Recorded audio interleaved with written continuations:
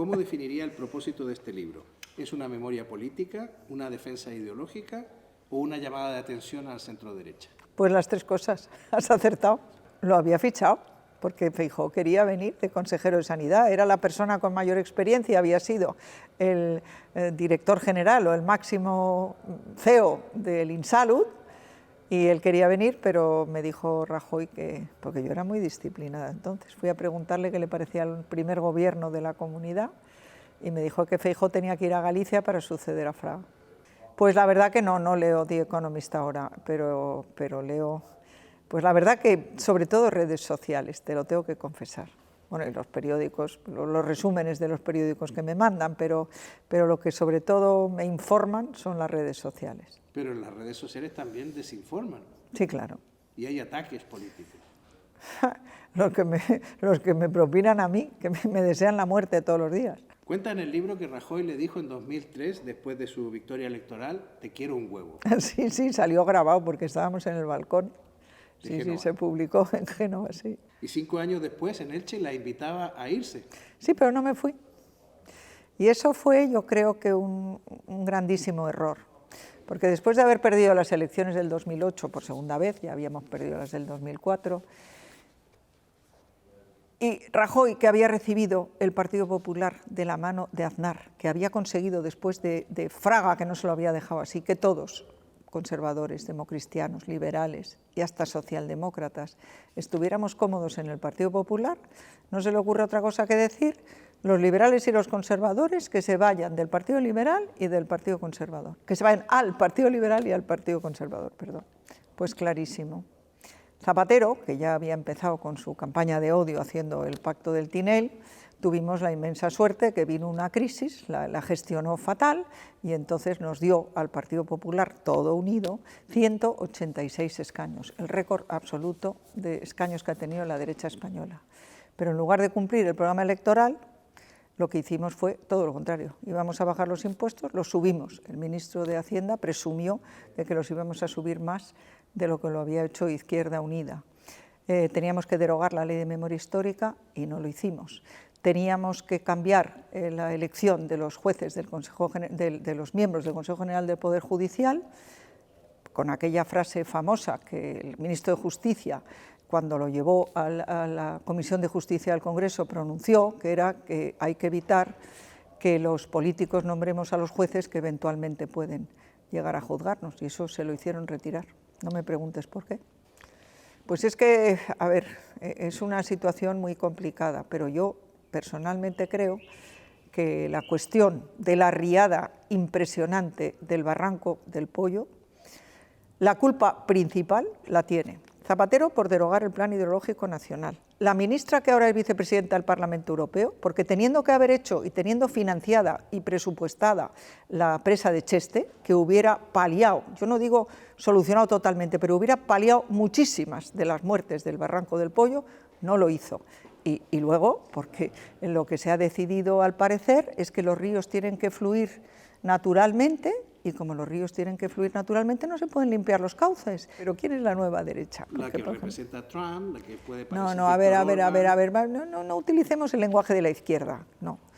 Vamos a ver, no tiene nada que ver, en mi opinión, la señora Le Pen con la señora Meloni o con Trump o con Milei, nada que ver.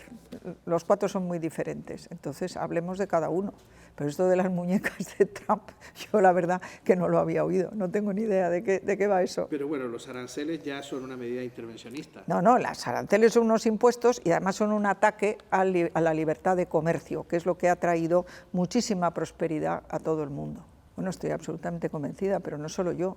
O sea, Pedro Sánchez ha tomado todas las instituciones del Estado. Eso no creo que lo discuta nadie, pero desde Radio Televisión Española, por cierto, ya con valencianos muriéndose y para la suspensión que tenía el Congreso, la vuelve a reanudar para poder poner a sus amiguetes.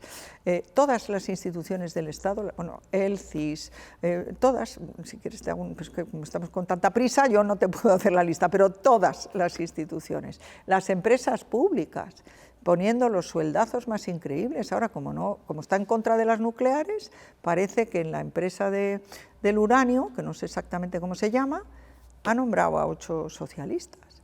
para evitar que se dé el uranio, porque toma todas las instituciones, las empresas públicas poniendo los sueldazos a sus amigos, y permitiendo que los ministros coloquen a sus sobrinas.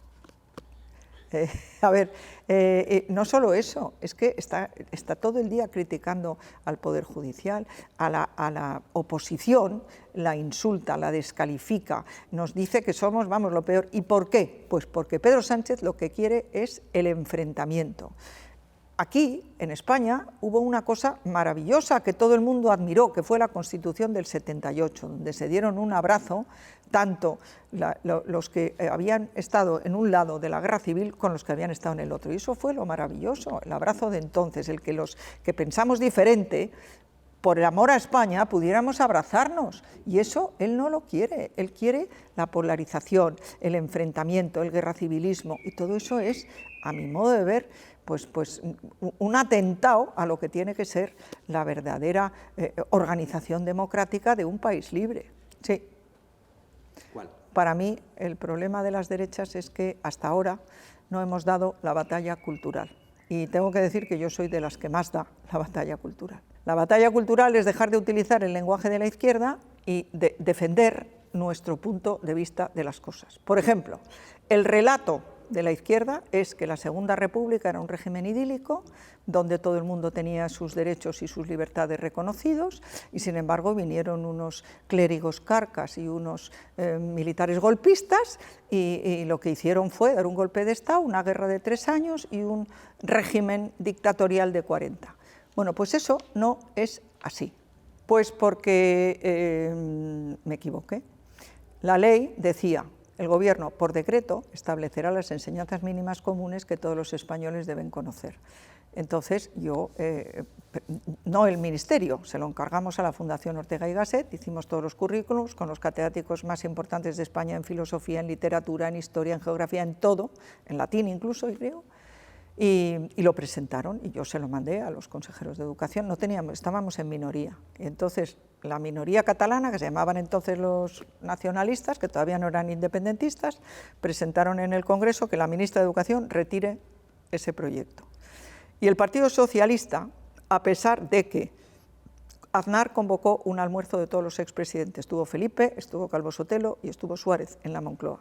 Y en aquel almuerzo, Felipe había comentado la semana anterior, que le daba mucha rabia, y lo había dicho en el Marie Claire, en una revista femenina, que los niños españoles no supieran quién era Felipe II. Y entonces se pusieron de acuerdo en que había que reformar los currículums, que es como se llaman los planes de estudio. Felipe le dijo a Aznar que Eugenio Nassarre, que en paz descanse, hablara con Alfredo Pérez Rubalcaba, que en paz descanse también, cosa que lo hizo, y yo creo que lo cuento en el libro. ¿Lo cuentas? Lo hizo. Pero dijo que los nacionalistas iban a dar la lata. Sí, la primera vez. Y la segunda vez dijo que tu ministra, le dijo a Manolo Soriano en una reunión, que tu ministra no se crea que le vamos a dejar apuntarse ese tanto. Y entonces votaron en contra. Y a mí me pareció que si el Parlamento de una nación que tiene un gobierno parlamentario vota en contra de algo, yo no podía mantenerlo. Y me equivoqué, porque si el Parlamento no quería que yo hiciera eso, tenía que haber cambiado la ley, porque la ley no me obligaba, pero sí me facultaba a hacerlo. Y ahí me equivoqué. Y tenía razón Eugenio Nassarre, que me dijo: en la Asamblea Nacional Francesa jamás se hubiera aceptado una proposición con ese texto, porque no puede prohibirse a un gobierno hacer lo que la ley le faculta. Pues solo tendrán que decir el resto de los que mandan en las comunidades autónomas. La mayoría es del PP.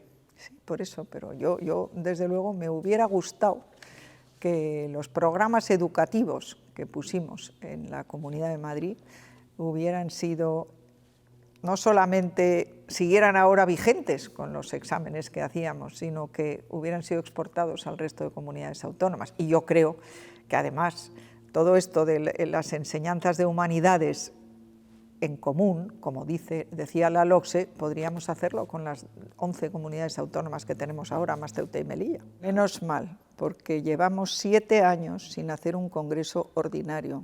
8 me parece que van a ser en el Partido Popular. Y eso es realmente, en mi opinión, una vergüenza. Pero no tiene la culpa Feijóo, gracias a Feijóo se ha convocado ese congreso, pues porque Fraga, que estaba muy influenciado porque venía de ser embajador en el Reino Unido, puso los congresos cada mes, cada año. Sí. Después se pusieron cada 2 años. Llegó Aznar y lo puso cada 3 años, pero cumplió estrictamente los 3 años. Y según llega Mariano, lo pone cada 4. ¿Y qué hace? Pues que no lo cumple. Entonces, un afiliado protestó, fue al Tribunal Supremo y fue obligado a hacer un congreso cuando ya lleva 5 años sin haberlo hecho. ¿Qué espero? Pues renovar las decisiones que tenemos, lo que vamos a defender, los principios y valores, yo creo que son siempre los mismos. La defensa de la libertad, la defensa de la propiedad y la defensa del Estado de Derecho. Pero, bueno, habrá que bajar un poco más y explicar lo que queremos para España. Y acabar, desde luego, con ese enfrentamiento entre españoles, que es que no tiene sentido ninguno. Tenemos que volver a abrazarnos con aquellos que piensan diferente que nosotros. En eso consistió la Constitución del 78, justamente en eso, en que los diferentes, por amor a España, podemos estar juntos en muchas otras cosas, que 3 debería derogar prácticamente todas las leyes que ha hecho el sanchismo, todas. La de memoria democrática, inmediatamente. La de solo sí es sí, inmediatamente. La ley que le permite gastar sin tasa, bueno, y por supuesto la de los impuestos. Y los 145 millones que les van a dar los inspectores de Hacienda para estimular que hagan cada vez más inspecciones, no sé si sabes, que es una cosa muy importante, ayer, en Le Figaro, página 3, página 1, la portada, página 3, ¿la has visto? Un toro, la foto de un toro, y explicando que en España la agencia tributaria está impidiendo que vengan los inversores porque actúa, no sé si dice contra la ley, pero dice claramente con métodos muy poco objetivos.